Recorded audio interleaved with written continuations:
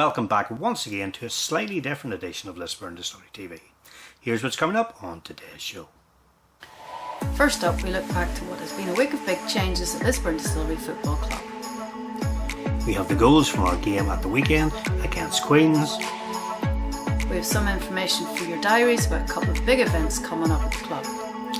And finally, we'll have details on the White Sticks game, which takes place this Saturday. So Colin, all changed at the club since last week? Just a bit. Since we were last on air, obviously we have received news that our management team of Colin McIlwain and George O'Boyle have been offered the job at Arndworth Welders and have opted to take up the offer, and basically they're no longer managers of Lisburn Distillery Football Club. Okay, so how does it work now, no manager? Well, we've got 3 games to end the season, or 2 games. It was obviously the first was last Saturday, so we've got 2 games left to end the season.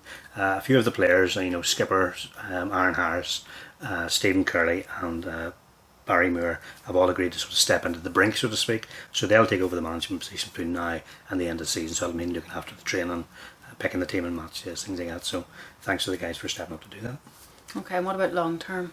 Well, long term, obviously, we're going to be on the lookout now for a new manager.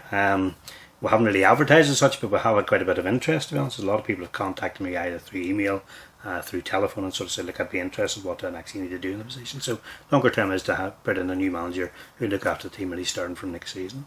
And what qualifications do they need? Well, at this level you need a UEFA B licence at least. Obviously anything higher than that's fine, but a UEFA B licence, obviously from our viewpoint, we're looking for is not only that qualification, but we need somebody who sort of can coach a team, but who can also manage the side as well. I mean, there's a big difference between the two. Basically, and that means sort of looking after the players, making sure everybody's happy, looking after training, all the things they got there. So we're just certainly be looking for that as well. And obviously, the level of football we're playing at the moment, there's a very limited budget you're working on, so you've got to be able to manage your cash flow and put a decent side in the pitch with a very limited budget.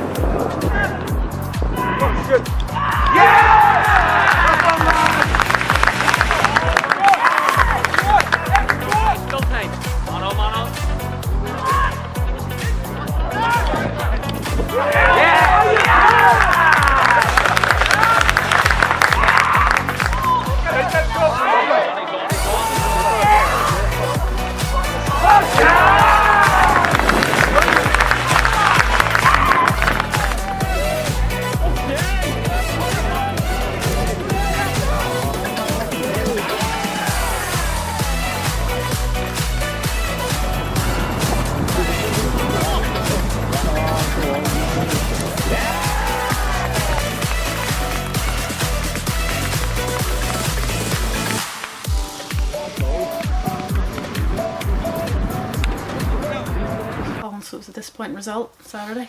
Disappointing, yes, but probably expected. I mean, Queens are a top side, beat us 6-0 there in the Cup in January, 5-0 there on Saturday.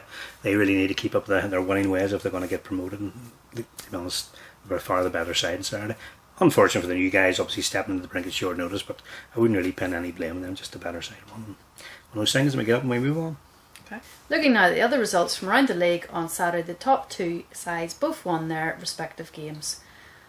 Having already watched Queens win over Distillery, Annie United defeated Newington on Friday night too.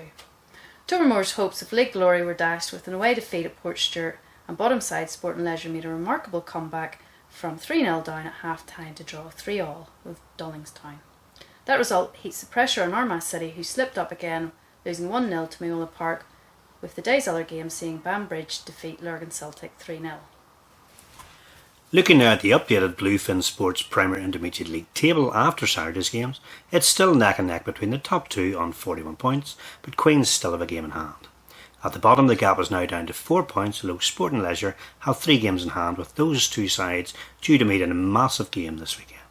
Despite their defeat, the Whites remain in 4th place in the standings.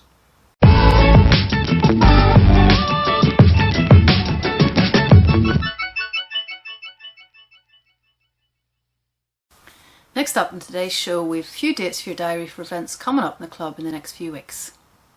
This Saturday, April the 13th, after a final home game of the season, the club are hosting its first ever speed quiz. The event kicks off after the game with some food, with the quiz starting around 6:15 for around 2 hours.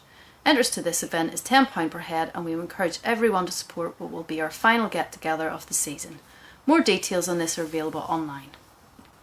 The Grosvenor Whites Supporters Club are hosting a night at the races on Saturday, April 27th after our game against Sporting Edgeworth, and that takes place in the Belfast Club. The event starts at 6:30, and further details on this will be available online shortly.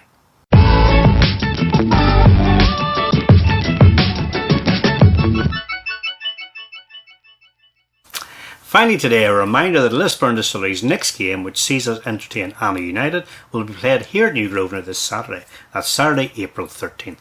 Kick-off is at the usual time of 3 o'clock, and don't forget to make sure to plan to stay behind after the game for the speed quiz. And that's the end of this week's show. Thanks as ever for your ongoing support. Until the next time. Come on, you Whites!